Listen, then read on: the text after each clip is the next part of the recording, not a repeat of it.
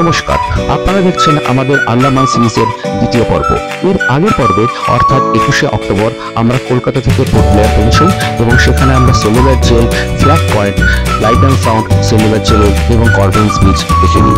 যদি এর আগের পর্বটি না দেখে থাকেন, আই বাটনে লিঙ্ক দেওয়া থাকলো এবং অনুরোধ থাকলো প্লিজ আগের পর্বটি দেখে নিন। আর এই আন্দামান সিরিজের দ্বিতীয় পর্বে আমরা বেরিয়ে পড়েছিলাম পোর্ট ব্লেয়ার থেকে প্রায় 100 কিলোমিটার দূরে বারাটাঙের উদ্দেশ্যে, সেখানে লাইমস্টোন কেভ এবং মাড ভলক্যানো দেখবার উদ্দেশ্যে। সেই মতো হোটেল থেকে আমরা গাড়ি নিয়ে প্রায় রাত 3:30-এর সময় বেরিয়ে পড়েছিলাম জিরকাটাঙের উদ্দেশ্যে। এই জিরকাটাঙে রয়েছে জারোয়া রিজার্ভ ফরেস্ট, যেখানে বাস করেন জারোয়া উপজাতি। জিরকাটাঙের যে জঙ্গলের গেট রয়েছে সেখানে আধার কার্ড দেখিয়ে নাম নথিভুক্ত করে কনভয়ের সঙ্গে নিয়ে পার করতে হয় প্রায় 50 কিলোমিটার দীর্ঘ জিরকাটাং জঙ্গল। ঘড়িতে সকাল ভোর 4:43, 4:40। আমরা এখন রয়েছি জিরকাটাঙে। আজকে আমাদের প্ল্যান হচ্ছে বারাটাং যাওয়ার। হোটেল থেকে বেরিয়েছি রাত 3টের সময়, 3:10-15 সময়। তো হোটেল থেকে এই জিরকাটাং এটা হচ্ছে প্রায় 50 কিলোমিটার, কিন্তু এসে যেটা দেখতে পাচ্ছি সেটা লাইনটা দেখাই। এই দেখুন সামনে, এটা হচ্ছে আমাদের গাড়ি, এই জাইলোটা। এর পেছনে তো এখনো বেশ কিছু গাড়ি চলে এসছে আমাদের পরে, বাট আমাদের আগে নিয়ার অ্যাবাউট প্রায় 800 মিটার পর্যন্ত গাড়ি দাঁড়িয়ে আছে। যে জিরকাটাঙের যে গেটটা সেটা এখান থেকে এখন 800 মিটার দূরে, নিয়ার অ্যাবাউট 1 কিলোমিটার, কিন্তু পুরোটাই গাড়ির লাইন। এই ভোর 4:30-এর সময় এই কন্ডিশন। এখন বাজে 5:45, আমরা এখনও জিরকাটাঙায় আছি। এখানে যেটা কনসেপ্ট সেটা হচ্ছে এই 6:30টার সময় একবার গেট খোলে আর পরের গেটটা খোলে 9:30টার সময়। তো ম্যাক্সিমাম ট্যুরিস্ট কার যেগুলো সেগুলো সবসময় চেষ্টা করে এই 6:30 গেটটাকে ধরার। এখানে কনসেপ্ট হচ্ছে কনভয় করে নিয়ে যায়। এই এত যে গাড়ি রয়েছে, এই দেখতে পাচ্ছেন একদম ওখান থেকে শুরু করে এখানে এই লম্বা সোজা, এবং সামনে আরও প্রায় 800 মিটার, 1 কিলোমিটারের কাছাকাছি যত গাড়ি আছে এই সব গাড়িকে কনভয় করে নিয়ে যাবে।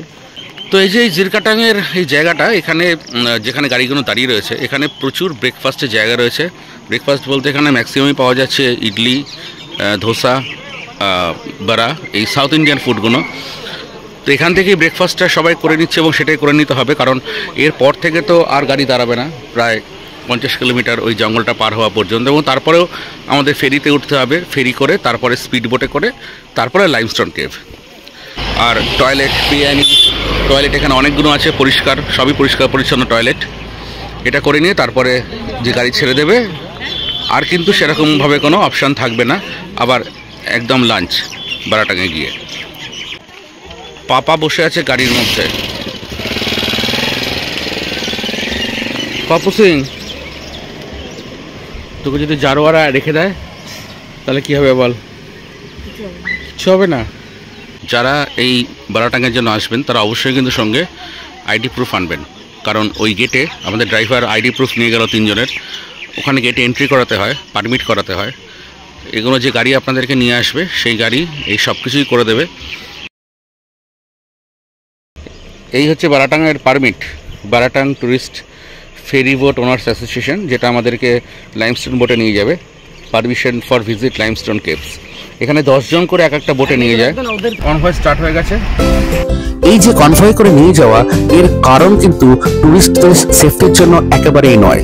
জারোয়া উপজাতির মানুষজন এখন যথেষ্ট সভ্য এবং কোনো রকমের আক্রমণের ঘটনা ঘটে না বললেই চলে। এই কনভয় করে নিয়ে যাওয়ার কারণ হচ্ছে যাতে টুরিস্টরা জারোয়া উপজাতির মানুষদেরকে কোনো রকম ডিস্টার্ব করতে না পারে, তাদের ফটো বা কোনো ভিডিওগ্রাফি না করতে পারে।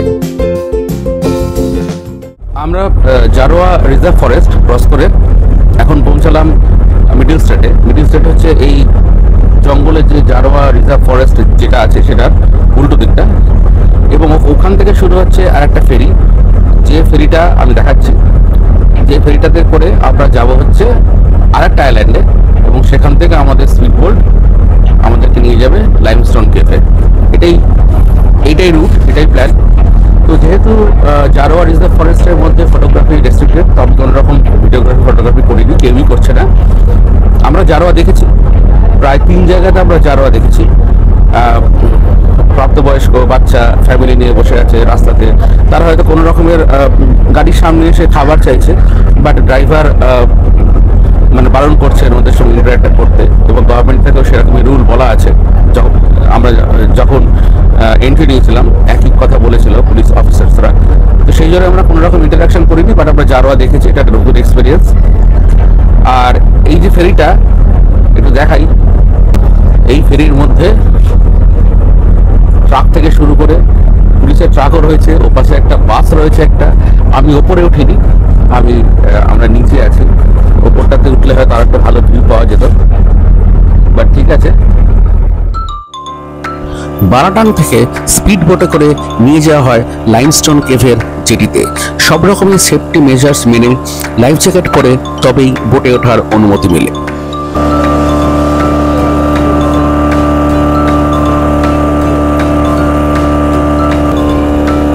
দুর্দান্ত গতিতে এই স্পিড বোট চলে ঘন ম্যানগ্রোভ অরণ্যের পাশ দিয়ে।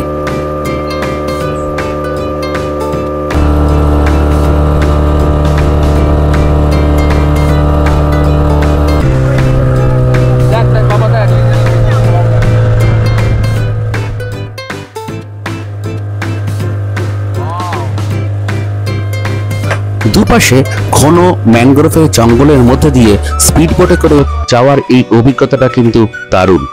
বোটের যিনি চালক তিনি আপনাকে বলবে এই যে জার্নিটা, এটাকে ভিডিও ক্যামেরাতে বন্দি করে রাখতে।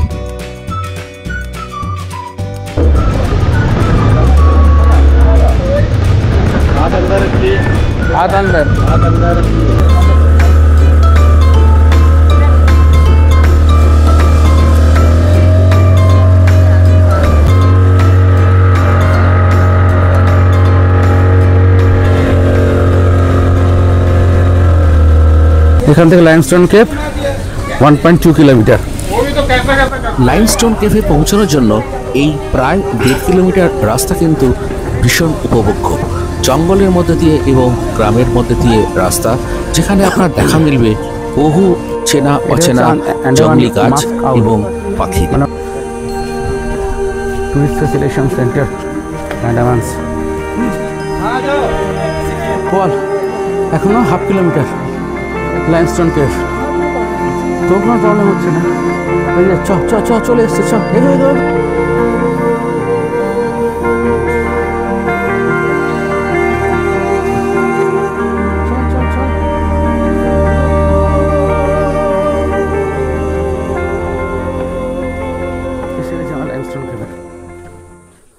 आकार में देखिए पूरा कोरल्स के जैसा आप देख सकते हो, सब जगह पे जो है कोरल्स के जैसा जो है ऊपर से नीचे की ओर डायरेक्शन करता हुआ। हम तो आटके क्यों रहे? क्या हम लोग अभी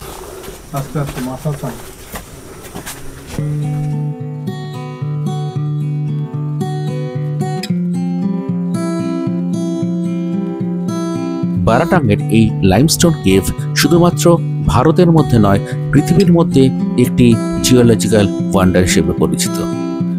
এই গুহাটি তৈরি হয়েছে হাজার হাজার বছরের প্রাকৃতিক প্রক্রিয়ার ফলে।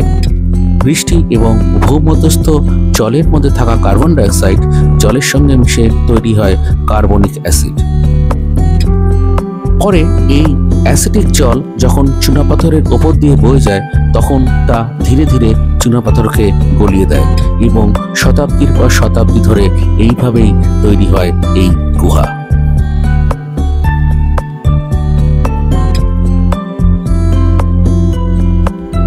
এই গুহার মধ্যে মূলত 3 ধরনের গঠন দেখতে পাওয়া যায়। একটি হচ্ছে হ্যালেকটাইট, অপরটি হচ্ছে স্ট্যালেকটাইট এবং শেষটি হচ্ছে স্ট্যালেগমাইট।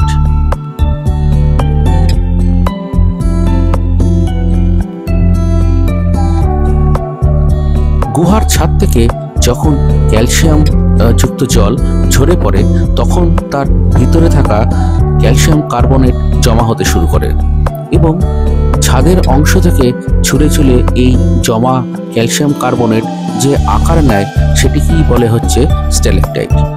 আর একই রকমভাবে উপর থেকে যখন সেই জলের ফোঁটা মাটির উপরে পড়ে এবং মাটির থেকে যে অংশটি উপরে উঠে আসে তাকে বলে হচ্ছে স্ট্যালেগমাইট। আর হ্যালেকটাইট হচ্ছে এই দুটোর থেকে আলাদা, অদ্ভুতভাবে বাঁকানো, মোচড়ানো এবং যে কোনোভাবে বেড়ে ওঠা এই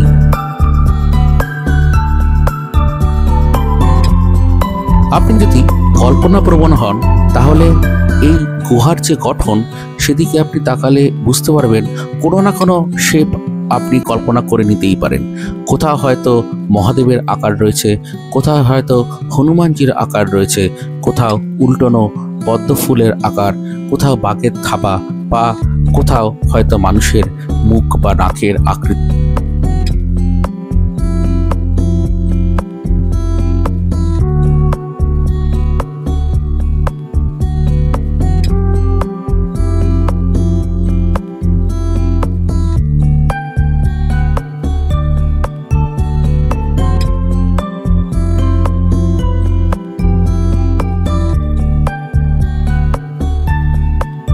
আমাদের এই ভারতবর্ষ ছাড়া আর পৃথিবীর আর দুটি জায়গা রয়েছে যেখানে এই ধরনের কেভ দেখতে পাওয়া যায়। একটি রয়েছে মার্কিন যুক্তরাষ্ট্রে, যে কেভটির নাম হচ্ছে কার্লসবাড ক্যাভার্নস, আর আরেকটি রয়েছে অস্ট্রেলিয়াতে যেটার নাম হচ্ছে জিনোলিয়ান কেভস।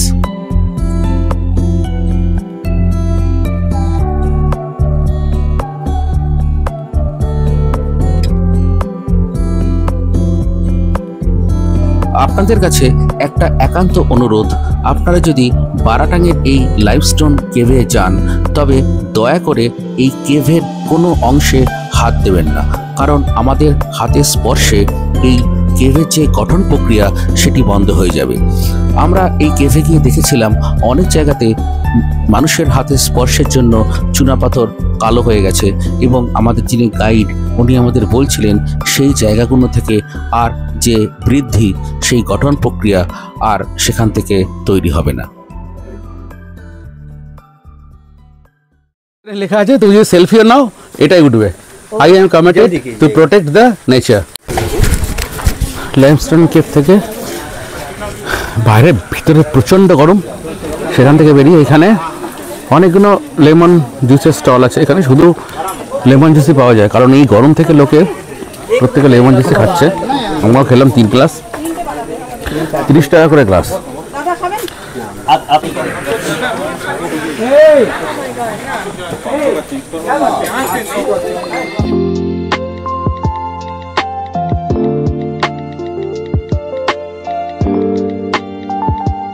লাইমস্টোন কেভ থেকে আপনাকে ওই একই বোটে করে ফিরে আসতে হবে বারাটাঙের মেন জেটিতে।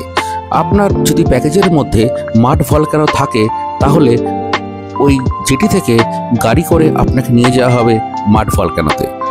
জেটি থেকে মাড ভলকানোর দূরত্ব ওই কম বেশি 15 থেকে 20 মিনিট সময় লাগে।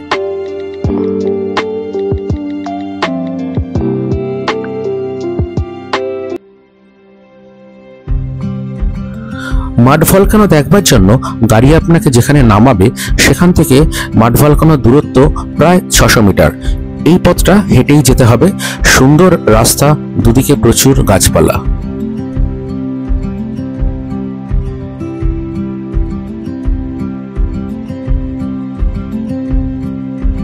মিডল আন্দামানের এই বারাটাঙে রয়েছে ভারতের মধ্যে একমাত্র সক্রিয় মাড ভলকানো। আমরা এই মাড ভলকানো দেখতে গিয়েছিলাম 22 অক্টোবর 2025-এ। আপনারা যদি কোনো ভিডিও 2 অক্টোবরের আগে দেখেন তবে দেখবেন এই যে মাড ভলকানো এখন দেখতে পাওয়া যাচ্ছে তার চেহারাটা কিন্তু সম্পূর্ণ অন্যরকম। 2025 সাল অর্থাৎ এই বছরের 2 অক্টোবর বেলা 1:30টার সময় এই মাড ভলকানোটা একটা বড় বিস্ফোরণ ঘটে। প্রায় 3 থেকে 4 মিটার উঁচু মাটির ঢিবি তৈরি হয় এবং কাদা এবং গ্যাস সহ বেরিয়ে আসা মাটির স্রোত প্রায় 1000 বর্গ মিটার এলাকা জুড়ে ছড়িয়ে পড়ে।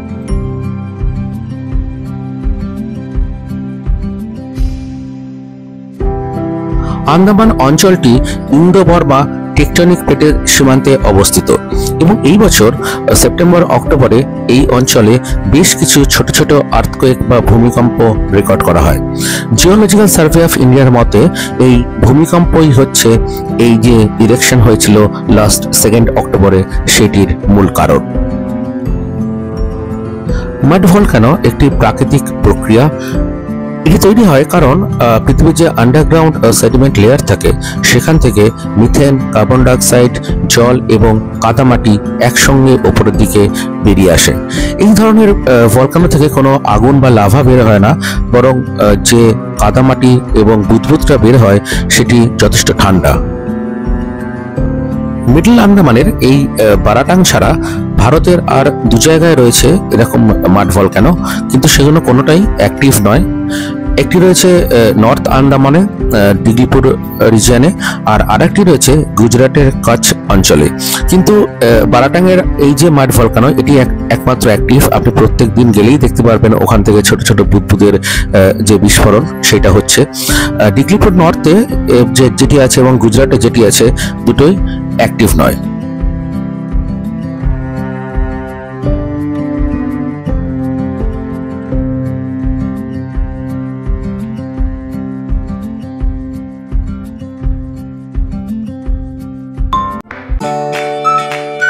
এই ছিল মিডল আন্দামানের বারাটাঙে আমাদের মাড ভলকানো এবং লাইমস্টোন কেভ দেখবার অভিজ্ঞতা। এর পরের পর্বে আপনাদের সঙ্গে শেয়ার করব আমাদের রস আইল্যান্ড এবং নর্থ বে আইল্যান্ড দেখবার অভিজ্ঞতা। সকলে ভালো থাকুন, সুস্থ থাকুন এবং সঙ্গে থাকুন।